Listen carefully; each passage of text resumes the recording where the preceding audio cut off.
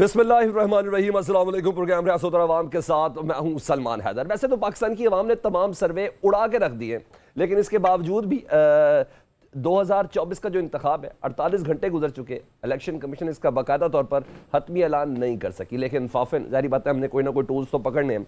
उसके मुताबिक मुल्क भर में वोटर टर्नआउट रहा है 48.2%, तकरीबन 6 करोड़ के लगभग वोट कास्ट हुए हैं। कोई शक नहीं इस तमाम सिनेरियो में, जिसमें मुल्क के अंदर ऐसे कई सिचुएशंस अकर हो चुकी नहीं थी कि शायद टर्न आउट इतना ज़्यादा नहीं होता। लेकिन बहरहाल पाकिस्तान की आवाम ने जो साबित किया, बैसियत कौम एक जिंदा कौम, जी हाँ, उस पर हर तरीके से चीज़ें प्रूवन हैं।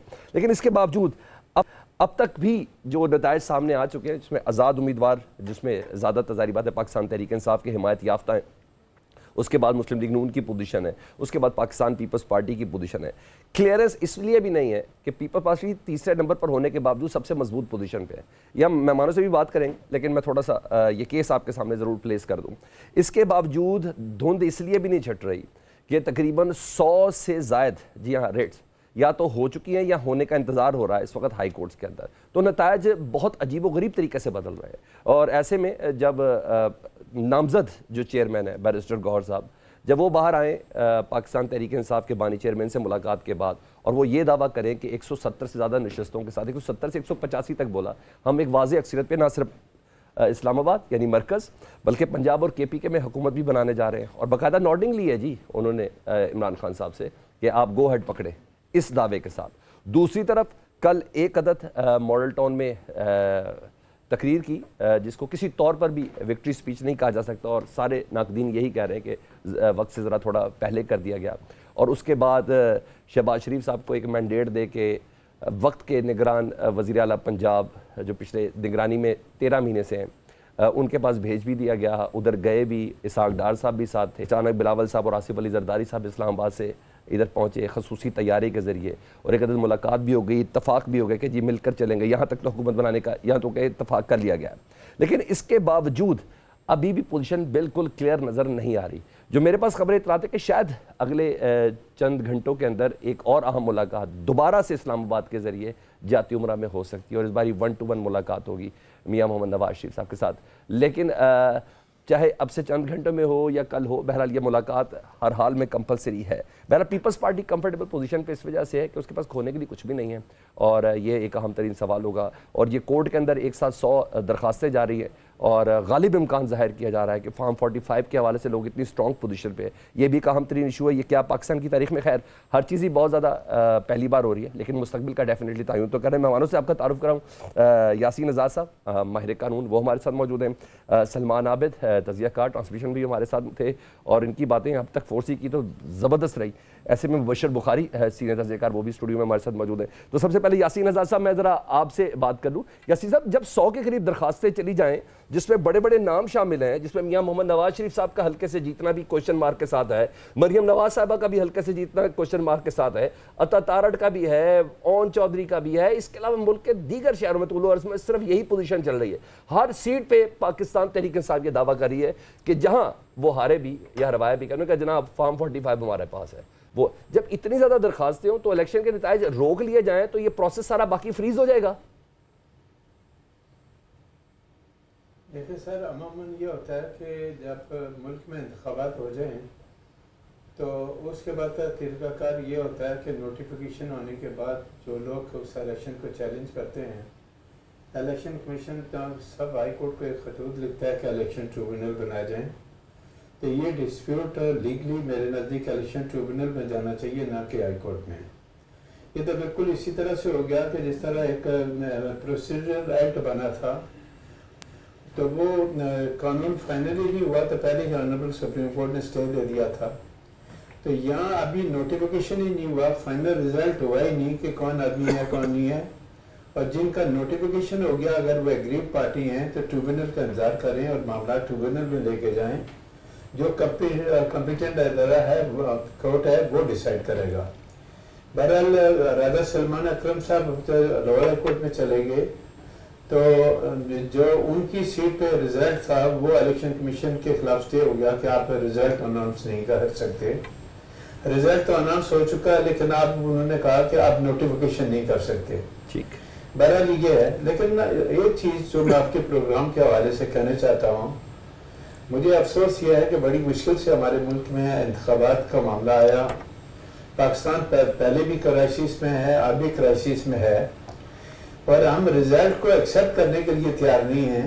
तो हम पाकिस्तान के 25 करोड़ आवाम को हम क्या मैसेज देना चाहते हैं कि आप लोग जो है जिन लोगों को इलेक्ट करके पार्लियामेंट पे भेजा, और तहरीक इंसाफ का प्रॉब्लम तो ये है कि जहाँ से वो जीत जाए वो ईमानदाराना इलेक्शन है, और जहाँ से वो हार जाए वो समझते हैं कि यहाँ इलेक्शन नहीं है, धांधली हुई है। ये एक रवायत जो माजी की है वो मार्च कर रहा हूँ। तो मेरा कहना यह है कि इंतखाबात हो गए।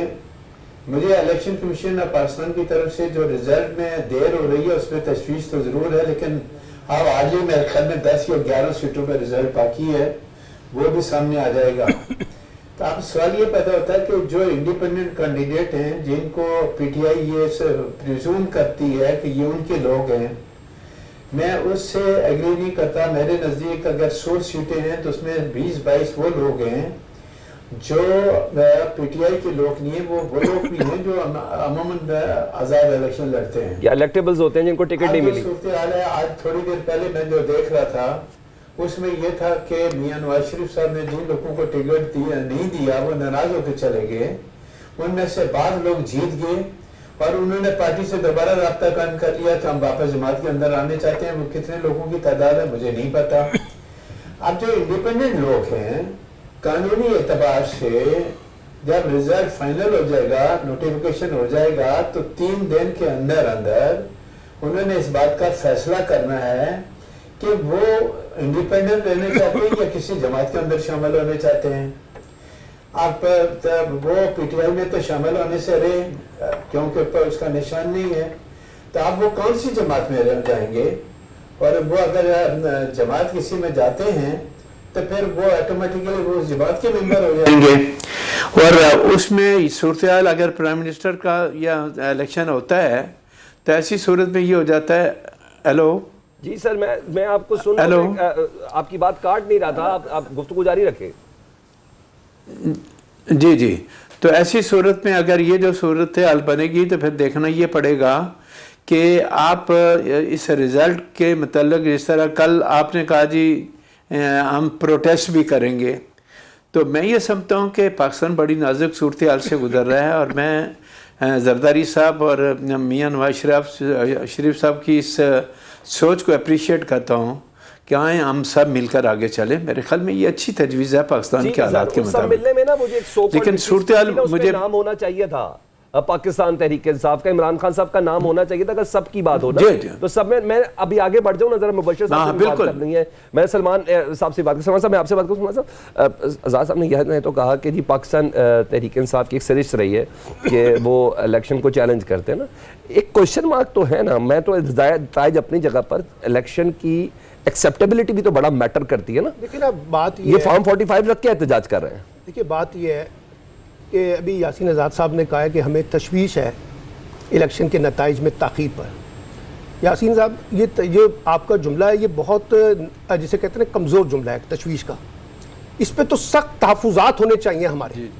रात 10 बजे से लेकर सुबह 6 बजे तक जिस तरीके से डेडलॉक पैदा हुआ इंतखाबी नताइज के बारे में, और इंतखाबी नताइज जारी नहीं किए गए, और हमें एक ट्रक की बत्ती के पीछे ये लगाया गया कि एक इलेक्शन मैनेजमेंट सिस्टम हमने बड़ा शानदार इंट्रोड्यूस करवाया है और कोई डिले नहीं आएगा। अब आप मुझे बताइए, जब 10 बजे से लेकर रात सुबह तक डेडलॉक रहेगा तो फिर डाउट्स तो खुद ब खुद इलेक्शन कमीशन ने पैदा किए ना।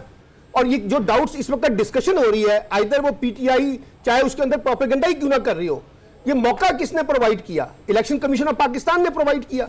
जो आपकी सारी तैयारी थी एक शफाफ इलेक्शन की, अरबों रुपए के टैक्सों के ऊपर आपका इदारा चलता है पाकिस्तानी कौम का, और आप एक इंडिपेंडेंट इलेक्शन कराने के लिए उसमें इलेक्शन के नताइज अपने टाइम पर देने के लिए तैयार ना हो, आपकी ये सलाहियत ना हो, तो फिर सवाल तो उठने चाहिए ना। इसमें कौन सी मुश्किल बात है अगर हम सब लोग ये मिलकर सवाल करें कि जी आप जरा चीफ इलेक्शन कमिश्नर साहब और इलेक्शन कमीशन को अकाउंटेबल करें और पूछे कि जनाब ये इलेक्शन के अंदर जो नताइज में ताखीर हुई है वो क्या हुई है, और फिर ताखीर होने के जरा जो हमारे सामने लतीफे सामने आ रहे हैं, यानी 50-50 हजार लोगों की जो लीड थी उसको जिस तरीके से सुबह तक पहुंचते पहुंचते तब्दील हुए नताइज, तो लोग सवाल तो करेंगे, एक बात। दूसरी बात यह है कि कुल 100 लोग जीते हैं इंडिपेंडेंट, उसमें से 92 लोग वो हैं यासीन साहब जो पीटीआई की लिस्ट में शामिल हैं, जो पीटीआई ने लिस्ट जारी की थी इंतखाबी टिकट पे। अगर आप उनके जो उन्होंने नॉमिनेशन पेपर जमा करवाए थे उसमें उन्होंने अपनी पार्टी का नाम भी लिखा हुआ है, वोट उनको पीटीआई ने दिए हैं। सिर्फ 10, 8 या 9 कैंडिडेट हैं जो इंडिपेंडेंट जीते हैं अलहदा से, अदर देन पीटीआई। वो जरूर जा सकते हैं, वो भी जाए, इनमें से भी कोई टूटना चाहते हैं वो टूटे, लेकिन मैंडेट इनको बुनियादी तौर पर पीटीआई के नाम पर मिला है। अब वो क्या करते हैं वो एक अलग सवाल है। सवाल ये है कि जो उठना चाहिए कि हमारे यहाँ क्या हमारी इतनी भी सलाहियत नहीं है इस रियासत पाकिस्तान के एक इंस्टीट्यूशन की कि हम एक ऐसा इलेक्शन करा सके जिस पर सबका मुत्तफिक इत्तफाक राय हो सके कि ये इलेक्शन ट्रांसपेरेंट है। हर दफा कभी वो हम कहते हैं जी वो बैठ गया, आरटीएस बैठ जाए, कभी वो इलेक्शन मैनेजमेंट सिस्टम बैठ जाए, कभी कोई चीज हो जाए। यानी क्या हमारी सलाहियत ही नहीं है कि हम एक इंडिपेंडेंट इलेक्शन करा सके? मांगे थे। मैं सलमान साहब, मैं जरा मुबशर भाई की वजह, मुबशर साहब 6 महीने मांगे थे इलेक्शन कमीशन ने। तकरीबन 12 से 13 इजलास हुए थे प्रेसिडेंट हाउस के अंदर ना, ईवीएम मशीन के हवाले से कि हमें 6 महीने लगेंगे, हम इस इलेक्शन के अंदर नहीं कर सकते, उसको कवर नहीं कर सकते, ईवीएम मशीन की जरा जो उसकी कैपेसिटी है उसको नहीं जरा चेक कर सकते। खैर हम खुद ही क्योंकि हमें सूट ऐसा करता है इस अकाउंटेबिलिटी को हाथों से यूं गिनना, वो शायद बेहतर करता है। तो सिर्फ ये कह के इस सारी सूरत हाल को हम इग्नोर कर दे कि चलो खैर पाकिस्तान में हो गया, हमें अपने शक व शुबात तो बहुत दूर की बात, आलमी मंजरनामा, इंटरनेशनल मीडिया, वो इस पाकिस्तान के इस इलेक्शन के सारे प्रोसेस को, ये 2024 के अंदर इंटरनेट के इस बंद होने को, 8300 के मैसेज सर्विस के बंद होने को, वो कैसे देख रहा है? बहुत शुक्रिया सलमान भाई। सबसे पहले तो पाकिस्तान का अलमिया ये है, आइए मिलके हम इलेक्शन के ऊपर नोहागिरी करते हैं कि पाकिस्तान में मैंने जब से होश संभाला है इलेक्शन में यही होते देखा है और मुख्तलिफ तजर्बात होते रहे हैं।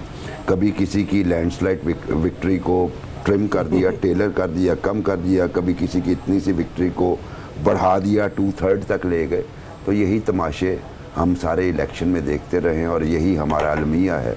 और फिर उसके बाद कुछ इलेक्शंस में हम पॉलिटिकल फोर्सेस को दाद देनी चाहिए कि जानते हुए भी कि हमें हरवाया गया है या हम हारे हैं, वो फिर भी for the sake of country उन्होंने जारी रखा। अच्छा, मोर और लेस वही सिचुएशन है जो पिछली दफ़ा थी। उस पे ज़रा उसका मैग्नीट्यूड ज़्यादा हो गया इस दफ़े, और फिर इतनी दरख्वास्तें पिछली दफ़े मुखालफिन की तरफ से नहीं गई थी, पेटिशंस। वो अब उनका आप कह लीजिए वो मुफाहमत थी, कंप्रोमाइज़ था, या उनके पास नहीं। 2013 में पीपल्स पार्टी ने कहा था कि हमें लाख रिजर्वेशन सही, लेकिन आगे जा रहे हैं। बिल्कुल गई पीटीआई थी। अब इस पिछले इलेक्शन तक इंटरनेशनल कम्युनिटी ने इस तरह रिएक्ट नहीं किया था जिस तरह वो आज कर रहे हैं। मसलन इंग्लैंड का ऑफिशियल जो रिजर्वेशन आई हैं यूएसए की जानिब से, उनके तर्जुमान ने ऑफिशियल रिजर्वेशंस का, ऑस्ट्रेलिया और यूरोपियन कंट्री सारे ही, जर्मनी से लेके आप चलते जाएं, तो ये पाकिस्तान की जमहूरियत के लिए और पाकिस्तान में सिस्टम के लिए कोई अच्छा शगुन नहीं है। मगर मजे की बात है कि हमारी तर्जुमान जो है वजारत खारजा की, वो कह रही है कि इन इंटरनेशनल कम्युनिटी को, ये इन ऑब्जर्वर्स को शायद पाकिस्तान के अंदरूनी सूरत हाल का अहाता नहीं है, उनको वो समझ शऊर नहीं है। 300 इंटरनेशनल जर्नलिस्ट आया और लाहौर में ज़्यादातर बेस्ड हुए क्योंकि यहाँ पे बड़ी पर्सनालिटीज़ इंक्लूडिंग बिलावल लड़ रहे थे, और वो पूरे उन्होंने इस प्रोसेस को देखा। और बहुत सारे लोग, मज़े की बात यह है, मैं आपको बता सकता हूँ कि जब इलेक्शन रिज़ल्ट आ रहे थे और मीडिया, इंटरनेशनल मीडिया और ऑब्जर्वर की एक बहुत बड़ी टीम जो है मॉल्टन पहुंची हुई थी, और उनका था कि ये अभी विक्ट्री स्पीच करेंगे, लेकिन उनके सामने रिजल्ट्स भी चल रहे थे। वो ये भी देख रहे थे कि लोग जिस तरह उठ के वहाँ से जा रहे हैं, फिर मियाँ साहब का उठ के वहाँ से जाना, ये सारा कुछ, और वो स्ट्रीट में थे दिन के वक्त वो लोग। उन्होंने पोलिंग प्रोसेस के स्मूथ होने की तारीफ की, ठीक है, लेकिन जब रिजल्ट आने शुरू हुए तब उन्हें अंदाज़ा हुआ कि प्रॉब्लम है। लेकिन एक और चीज़, डिले रिजल्ट होना इस बात का कतन सबूत नहीं है कि वो चेंज हो रहे हैं। फॉर्म 45 से मैच ना होना ये ज़्यादा सॉलिड एविडेंस है, क्योंकि देखिए लाहौर में कितने आरओ हैं सलमान भाई? टोटल कोई हर पोलिंग स्टेशन के साथ अगर आप उसको रिलेट करेंगे तो वो हर पोलिंग से वो प्रिजाइडिंग ऑफिसर है ना। मैं आरओ की बात कर रहा हूं। आरओ तो आपके पास 1 या 2 होंगे ना, ज्यादा 1 या 2 होंगे। अब लाहौर के अगर एक फॉर एग्जांपल NA-130 वहाँ पे 330 पोलिंग स्टेशन है, 303 पोलिंग स्टेशन से हर एक से फॉर्म 45 निकलना है, वो RO ऑफिस जाने, RO ऑफिस ने वो अपने साइन करके भी उसको कैलकुलेट करवाना है, और RO ऑफिस में आपको पता है ज़्यादा अमला नहीं होता, जिसका मतलब है कि लाहौर की 14 नशिस्तों के जो फॉर्म 45 ही बनते होंगे वो तकरीबन 3,500 के लगभग होते होंगे। तो कम से कम उसमें प्रॉब्लम ये है ना कि इलेक्शन कमीशन ने खुद वजाहत की कि रात 2 बजे तक हर सूरत में हमारा election management system result announce कर देगा। वैसे भी फ्री एंड फेयर नहीं हुआ ना प्रोसेस करना है ना सर, फ्री एंड बिल्कुल फेयर बता रहे, लेकिन मैं वही कह रहा हूं कि उन्हें ये भी नहीं करना चाहिए था। उसकी वजह है कि कॉमन सेंस की बात है। देखिए आपके पास 3,500 फॉर्म 45 आए हैं, आपके पास 6 बंदों का या 8 बंदों का अमला है, वो एंटर भी कर रहा होगा ना, तो तब भी टाइम लगेगा। तो ये जो है इसके लिए बाकायदा मेरा ख्याल है कानून साजी की जरूरत है कि आप 2 दिन का टाइम दे दें, लेकिन अनयूजुअल डिले कि आ रहे हैं और कुछ की आ क्यों गई और क्रेडिबल इलेक्शन कवर किए ना सर। मैं बस सर से भी बात करना चाहूंगा इस सिलसिले में, यासीन आजाद साहब से। मुझे तो एक्सेप्टेबल ही नहीं है ये सिस्टम। जी बिल्कुल ठीक है, बहुत आगे हैं, अब तो ईवीएम पे जाना पड़ेगा, ईवीएम पे जाना पड़ेगा कि हम आईफोन इस्तेमाल करते हैं और उसके बाद हम कहते हैं हमारी पर्ची का अंगूठा किधर है, और वो जब ये मीटिंग्स हुई थी उसमें एक बहुत बड़ा हुआ था कि जी टेक्नोलॉजी अगर वो इंटरनेट बैठ गया, चूंकि ये कनेक्टेड होंगी, हैक होने का अंदेशा है, प्रोग्राम होने का शक हो जाएगा, फिर लोग खप डालेंगे। मसला ये नहीं है, मसला है कि आप सिस्टम पहले इंट्रोड्यूस तो करवाएं। जब आप केच में इंटरनेट चला सकते हैं इस इलेक्शन मैनेजमेंट सिस्टम के लिए, तो आप ईवीएम मशीन को भी वहां से चला सकते हैं, प्रोसेस को ले सकते हैं। ठीक है। 6 करोड़ बहरहाल वोटर्स ने वोट कास्ट किया। एक छोटी सी यासीन आजाद साहब आपके पास आते हैं, और ये 6 करोड़ वोटर का सिर्फ वोट कास्ट करना नहीं, इसका मुतमईन होना भी जरूरी है। और क्या पाकिस्तान में इस तरह के कोई मामलात हैं कि ये जो वोटर्स हैं इनको उनका वोट और ये सारे नतायज मुकम्मल तौर पर एक्सेप्टेबल भी हो? एक ब्रेक के बाद वेलकम बैक। यासीन आजाद साहब, आमतौर पर ये जो पिटीशन जाती है ट्रिब्यूनल्स के पास, ये तो 4-4, 5-5 साल लगा देती है। एक तो इसका आइडियल वक्त क्या हो सकता है, क्या होना चाहिए, इस पे किसी को इनिशिएटिव लेना जरूरी है, एक चीज। और ये फॉर्म 45, जारी बात है ये जितनी भी पिटीशन जा रही है फॉर्म 45 के ऊपर ही जा रही है ना, अगर ये गलत साबित हो जाए तो क्या होता है? क्योंकि कहा जा रहा है कि कुछ जाली भी प्रिंट आउट करवा दिए गए, यानी इधर पाकिस्तान तहरीक इंसाफ की तरफ से हो या नून लीग की तरफ से हो या किसी और जमात की तरफ से हो, इसके फाइनल वर्डिक्ट क्या होती है इसके खिलाफ? सर देखें, पहली बात यह कि मेरे नज़दीक फ्री एंड फेयर इलेक्शन कराने की ज़िम्मेदारी इलेक्शन कमीशन ऑफ पाकिस्तान की है।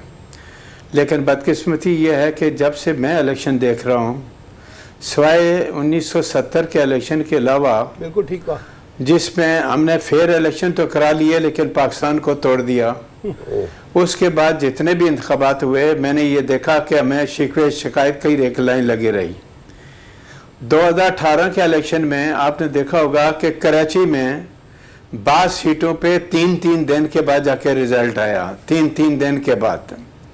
उस वक्त तो किसी ने इतना शोर नहीं मचाया जितना है। प्रॉब्लम यह है हमारे साथ यह है कि मैंने मान लिया कि इलेक्शन फेयर नहीं हुए, मैंने तस्लीम कर लिया कि गलत हो गए, लेकिन क्या इस वक्त इस रिज़ल्ट के बाद जो आप अगर देखेंगे तो जमातों के एतबार से कौमी असम्बली में मुस्लिम लीग नंबर 1 पे है, नंबर 2 पे पीपल पार्टी है। अब रह गया मामला आज़ाद उम्मीदवारों का, तो आज़ाद उम्मीदवारों का नोटिफिकेशन होने के बाद देखना पड़ेगा कि वो किस जमात के साथ जाते हैं, वो कौन सी जमात जाते हैं। अब अगर वो उनमें से बाज़ डिफरेंट जमातों में चले जाते हैं, तो आज जो पीटीआई वाले ये क्लेम कर रहे हैं कि ये सारे के सारे हमारे हैं और वो कल उनका साथ नहीं देते, तो फिर वो कहाँ खड़े होंगे। अब रह गया इलेक्शन का कि 45 नहीं मिला, 47, और उसमें फ़र्क है, ये लीगल पोजीशन है, ये जाके ट्रिब्यूनल के अंदर ही साबित हो सकता है, क्योंकि इसके लिए आपको एविडेंस चाहिए, और एविडेंस में अगर ये बात साबित हो जाती है कि किसी ने धांधली की, गलत किया, तो वो सीट से डिस्क्वालीफाई हो जाएगा। आपको याद होगा कि कासिम सूरी ने सुप्रीम कोर्ट में जाकर अपील की, जब ये पता चला कि उसका इलेक्शन जाली था, तो 3.5-4 साल तक सुप्रीम कोर्ट में स्टे चलता रहा, और कासिम सूरी बस ये डिप्टी स्पीकर सर के अंदर अपनी मुद्दत पूरी करके चला गया, और अब जो ऑनरेबल सुप्रीम कोर्ट का जजमेंट आया वो आपके सामने है। मैं ये बात कहता हूँ कि आप जो पार्टी भी ये क्लेम करती है कि हमारी अक्सरियत है, ये तो जब आप पार्लियामेंट के अंदर जाएंगे, प्राइम मिनिस्टर का इलेक्शन होगा या चीफ मिनिस्टर का इलेक्शन होगा, तब पता चलेगा कि किसके साथ मेजॉरिटी है, किसके साथ नहीं है। अब सवाल ये पैदा होता है कि सिंपल आप मुझे ये बता दें कि आप क्या इस इलेक्शन को बिल्कुल ख़त्म करके फ्रेश इलेक्शन की तरफ ले जाने चाहते हैं या इसी इलेक्शन को एक्सेप्ट करते हैं? अगर पाकिस्तान के इंटरेस्ट में हर पार्टी इन पिटीशंस पे जो ट्रिब्यूनल्स का मामला, ये तो हमने देखा बहुत बहुत देर तक चलता है।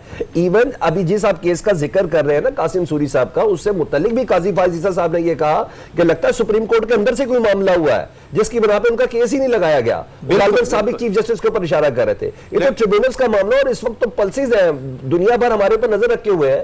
तो अगर हम 4-4 साल तक इन पे चले जाएंगे तो क्या होगा? नहीं, देखें, मैं आपको एक बात बता दूं, अभी जो आप बात हम सारे मिलके कर रहे हैं उसमें अगर 45-47 इनका झगड़ा है तो इसके लिए रिट पिटिशन मेंटेनेबल नहीं है। ये कंट्रोवर्सी है, फैक्चुअल कंट्रोवर्सी है जो बगैर एविडेंस के डिसाइड नहीं हो सकती, क्योंकि फिर रिट पिटिशन में आपने कोई एक रिलीफ मांगना है। फैक्चुअल कंट्रोवर्सी रिट के अंदर कभी भी जाके तय नहीं होती, वो ट्रिब्यूनल के अंदर ही जाके तय होगी। लेकिन इन हालात में जबकि इलेक्शन हो चुके हैं तो आप कब तक जो पार्लियामेंट का इजलास नहीं बुलाएंगे, कब तक सूबाई असम्बली का इलेक्शन नहीं बुलाएंगे? तो मैं ये कहता हूँ कि फ़र्ज़ किया कि पीटीआई के 100 इंडिपेंडेंट कैंडिडेट हैं, क्या 100 आदमियों से पीटीआई हुकूमत बनाने की पोजीशन में है मरकज़ में? नहीं है। लेकिन दूसरी तरफ जिस तरह बातचीत चल रही है, अगर पीपल पार्टी, पीटीआई, एमक्यू मिल जाते हैं, मुस्लिम लीग मिल जाती है, तो वो तो हुकूमत बनाने की पोजीशन में आ जाती है। ठीक है, यानी आइडियल सिचुएशन तो मैं आगे बढ़ जाता हूँ ना। What is next? अब मुझे सलमान साहब आप बताएं व्हाट इज नेक्स्ट। एक तो मैंने जरा कल की तकरीर थी उसके अल्फाज, और आज आर्मी चीफ साहब की जो स्टेटमेंट है उसके अल्फाज, उस पर बहुत मुमासलत है, यानी कौमी हुकूमत की तरफ लमसम मुझे जो नजर आया। तो मुझे बताएं कोई कनेक्शन नजर आ रहा है इसके हवाले से? तो मुझे जरा थोड़ा सा वो भी बता दें। साहब मुझे इंडोर्स करेंगे, कौमी हुकूमत कब नहीं थी? ये जो पीडीएम पार्ट 1 था वो भी एक नेशनल गवर्नमेंट थी, सारी सियासी जमातों को आपने अकोमोडेट किया हुआ था माइनस पीटीआई, और अभी भी जो इशारा दिया जा रहा है वो भी माइनस पीटीआई इशारा दिया जा रहा है ना। ये कहा जा रहा है कि हम मिलकर हुकूमत बना लेते हैं, एमक्यूएम को डाल लें, एएनपी को डाल लें, जेयूआई को डाल लें, सबको डालें, और पीटीआई के अंदर से जो लोग हैं जो जीत कर आए हैं उनकी आज़ाद पोजीशन जो है उसका फायदा उठाकर उनमें से कुछ लोग तोड़ लें। तो ये भी कौमी हुकूमत है। अब सवाल यह है कि कौमी हुकूमत ने अगर एक मफलूज हुकूमत होना है, कमजोर हुकूमत होना है, उसके पास वाज़ेह मैंडेट नहीं होना, चंद वोटों की बुनियाद पर खड़ी हुकूमत होगी, तो जो चैलेंजेस पाकिस्तान के इस वक्त हमें हैं, क्या वो इससे निपट सकेंगे? मसलन नवाज शरीफ साहब की आपने बात की, नवाज शरीफ साहब ने इलेक्शन डे वाले दिन आप ही के रिपोर्टर के ऊपर कहा, पब्लिक न्यूज के रिपोर्टर के साथ गुफ्तगू करते हुए कि ना जी खुदा का माफ करें जी, हमें तो कमजोर हुकूमत नहीं चाहिए, हमें मुस्तहकम हुकूमत चाहिए। तो अब मुस्तहकम हुकूमत तो नहीं आई ना। अब देखते हैं कि नवाज शरीफ साहब के बारे में कहा जा रहा है शायद वो प्राइम मिनिस्टर के कैंडिडेट ना हो, शहबाज शरीफ लीड करें। सवाल ये है कि अगर गवर्नमेंट का मतलब ये है कि आपने जो पाकिस्तान की पॉलिटिक्स में पोलराइजेशन है उसको कम करना है, पॉलिटिकल स्टेबिलिटी को इंश्योर करना है, इकोनॉमिक स्टेबिलिटी को इंश्योर करना है, तो बात आगे चलेगी। लेकिन एक बात मैं आपको बता दूं, अब जो पोजीशन इलेक्शन के नतीजे में आई है, इमरान खान से गुफ्तगू किए बगैर, पीटीआई को इंगेज किए बगैर, पीटीआई को आप अगर उसके अंदर प्रोसेस के अंदर वो नेशनल गवर्नमेंट हो, रिकंसिलेशन की पॉलिटिक्स उसमें शामिल नहीं करेंगे और माइनस इमरान खान का फार्मूला लगाएंगे, तो वो कैसे आपकी पॉलिटिकल स्टेबिलिटी को इंश्योर करेगा? आपको मैंडेट भी उसके पास है ना। और इसलिए मैं ये कहता हूं कि अगर आप जाना चाहते हैं नेशनल गवर्नमेंट में तो फिर सबके साथ आपको बात करनी पड़ेगी। फिर आप किसी को माइनस ना करें कि जी हम उनके आजाद लोगों से तो बात कर लेंगे, पार्टी से बात नहीं करेंगे। आपको डिस्कशन पार्टी के साथ करनी है क्योंकि मैंडेट उनके पास है। यानी आपको पीटीआई से बात किए बगैर बात आगे नहीं बढ़ सकती, चलेगा नहीं प्रोसेस, क्योंकि ये लड़ाई फिर ऐसी रहेगी जैसे पार्ट 1 में रही। हुकूमत पीपल्स पार्टी और नून लीग में से कोई भी प्राइम मिनिस्टर हो ना, दोनों के मिले बगैर हो नहीं सकता। तो पाइवोटल रोल जो है ना वो बेसिकली वो पाकिस्तान तहरीक इंसाफ करेगी। लेकिन मेरा एक सवाल है, यानी अगर यही आर्मी चीफ साहब के मुताबिक, मियां मोहम्मद नवाज शरीफ साहब के मुताबिक, जरदारी साहब भी इसी पेज पे, इसलिए भी थोड़ी देर में जाती उमरा के लिए भी कोई खबर है उनकी कि वो भी जाएंगे, तो इसका मतलब है कि ये सारे तो एक पेज पर है। तो असल किरदार एक तो पाकिस्तान तहरीक इंसाफ या इमरान खान साहब ने करना, जो खुद कह रही है कि मैं कौमी असम्बली और 2 सूबों के अंदर हुकूमत बनाने के लिए तैयार हैं। आज की मुलाकात के बाद हुआ सर, वो जो मैंडेट लेके सबके अपने अपने मंशूर थे, जिसके लिए नवाज शरीफ साहब ने हर चीज कुर्बान कर दी, इवन इंतखाबी जलसे भी कुर्बान कर दिए मंशूर। किसका मंशूर चलेगा? जिस फैसलाबाद पे जाके मैं सारी बातें छोड़ दे, जिस मुझको मशहूर जमाना अल्फाज है ना, वो मैं बता रहा हूँ कि मैं फैसलाबाद के आगे भी मोटरवे बनाऊंगा, पीछे भी, दाएं भी, बाएं भी, नीचे भी और ऊपर भी मोटरवे। और वहाँ 10 में से एक सीट मिली है, एक सीट मिली है, वो भी चैलेंज है, वो भी चैलेंज है। और जिस हल्के में नवाज शरीफ साहब जलसा करेंगे उस हल्के का ऑलमोस्ट कैंडिडेट हार गया है। हम कहाँ जा रहे हैं सर? मुबशिर भाई आप बताएं। अच्छा देखिए, सलमान भाई ने बात जो कही उसको मैं आगे बढ़ाऊं, इसी में आपकी जी प्लीज सवाल का जवाब जो है वो मुज़मिर है। सबसे बड़ा चैलेंज इस वक्त जो है ना हमारे यहाँ जो पोलराइजेशन है ना, ये है। इलेक्शन करवाने का मतलब ये था कि हम कोई पॉलिटिकल स्टेबिलिटी लाएंगे, पोलराइजेशन को ख़त्म करेंगे। अब इलेक्शन पड़ गया हमारे गले, पोलराइजेशन मजीद बढ़ गई है। मतलब आज कराची में प्रोटेस्ट चल रहे हैं, लाहौर में प्रोटेस्ट, चकवाल में प्रोटेस्ट हुआ, वहाँ पे शेलिंग भी हुई है, ट्विटर फेसबुक बंद है, वीपीएन के जरिए जाएं। ठीक है, तो वो पोलराइजेशन तो एक्सट्रीम पे चली गई, तो इलेक्शन का मकसद तो फौत हो गया। अब आप अगर इसी पोलराइजेशन के लेवल को मेंटेन रखते हुए किसी भी, ये पीटीआई हो या दूसरी जमातें हों, अगर आप हुकूमत साजी करते हैं तो आप मुल्क के मसाइल ज्यादा खराब हो जाएंगे। ठीक है। मैंने कल भी कहा था किसी प्रोग्राम में, और मैं आज दोबारा रिपीट करता हूं कि ये वक्त है असल में रिकंसिलिएशन का, इमीडिएट रिकंसिलिएशन और रियल रिकंसिलिएशन। मियां नवाज शरीफ और आसिफ जरदारी चूंकि आप लीड ले रहे हैं, मुलाकातें कर रहे हैं, मैं इनकी जगह पे होता तो मैं एक स्पेशल टीम जो है वो बनाता और उन्हें अडयाला जेल रवाना कर चुका होता। क्या ये बैठिए, बात कीजिए, मुल्क की खातिर जो है हम जो है आप तो वक्त भी है, मौका भी है बिल्कुल, और ये इस वक्त का बेस्ट स्टेप होता, लेकिन शायद वो भी कहीं से पॉलिटिकल आंसर देने में, क्योंकि लास्ट मिनट्स में चल रहा हूं, तो मैं यासीन आजाद साहब, आपको लगता है माइनस इमरान खान के साथ माइनस नवाज शरीफ भी हो सकता है? आपकी एक पॉलिटिकल राय क्या हो सकती है इस पे? सर ये तो उनकी पार्टी पे डिपेंड करता है, क्योंकि जो स्टेटमेंट आया था वो ये था कि अगर हमें सिंपल मेजॉरिटी नहीं मिलती तो ऐसी सूरत में पार्टी डिसाइड करेगी कि वज़ीर आज़म कौन होगा। तो ये ज़ाहिर है उनकी पार्टी का मामला है। लेकिन एक बात मेरी समझ में नहीं आती कि जो अभी ये मशवरा दिया जा रहा है कि अडयाला जेल में आए, आप 3.5 साल हुकूमत में रहे, तो आपने उस अपोजिशन को कहा चोर डाकू, आपने उनसे बात करने के लिए तैयार नहीं हुए।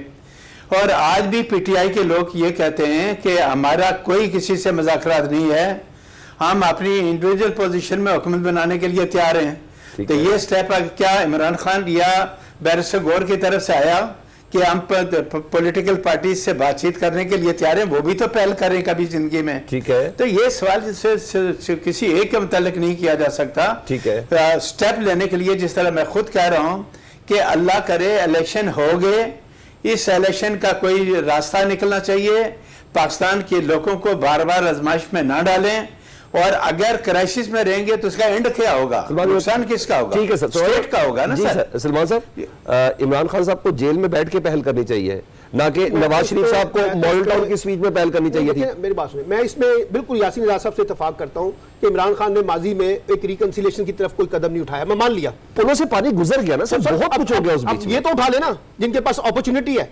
अगर इन्होंने भी वही रवैया रखना है जो इमरान खान का रवैया था, तो फिर फर्क क्या हुआ? मतलब आप ये कहना कि जी हम माइनस इमरान खान बात करेंगे, तो आप भी तो वही कुछ कर रहे हैं जो इमरान खान ने किया। सलमान साहब, पिछले दिनों बड़ी डेवलपमेंट थी, जेल में मीडिया से बात करते हुए इमरान खान ने कहा कि वो पॉलिटिकल लीडर से भी बात करने को तैयार है। और इस पे पीटीआई के हवाले से भी मैं ये कहना चाहूँगा कि ठीक है, आप पॉपुलैरिटी की बुनियाद पे अच्छा ले गए हैं रिजल्ट, तो आपको भी थोड़ा सा एटीट्यूड अपना सॉफ्ट करना चाहिए, क्योंकि इस वक्त हमारा रियासती ढांचा खतरे में है, और इसके बारे में तमाम लोगों को सोचना चाहिए। हम भी आपके बारे में ही बात बिल्कुल हद तक सोचना चाहिए, लेकिन आज़ाद लोगों का जरा ज्यादा ख्याल होना चाहिए। और इमरान खान साहब का ने अगर ऐसी स्टेटमेंट साफियों साहब गुफ्तगू करते हुए की थी ना, तो उसको थोड़ा पुश करना भी बहुत जरूरी है। और अगर वो जो सो कॉल्ड मीनिंग स्पीच थी ना, अगर उसमें मियां साहब इस तरह की बात करते कि इमरान खान साहब से बात करें, तो उसका कद मजीद बढ़ता, कम ना होता। और वैसे भी वक्त की जरूरत है, क्योंकि कौमी हुकूमत अगर आनी है तो उसमें सब सारे मिलकर बैठ के कोई फैसला कर ले, तो मेरा ख्याल है पाकिस्तान के हक में बहुत बेहतर होगा। प्रोग्राम से सलमान हज़रत को इजाजत दीजिए, अल्लाह हाफिज।